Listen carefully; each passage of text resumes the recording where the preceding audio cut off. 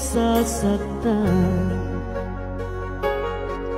pag nakita kang may kausap na iba. Bakit ako ngayon'y lumuluha pag ikaw ay may kasamang iba?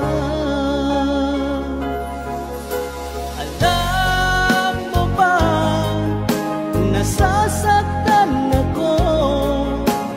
Di ko alam kung ano ang dahilan. Kapag meron kausap kang iba, siguro nga kaya'y in love ako sa'yo.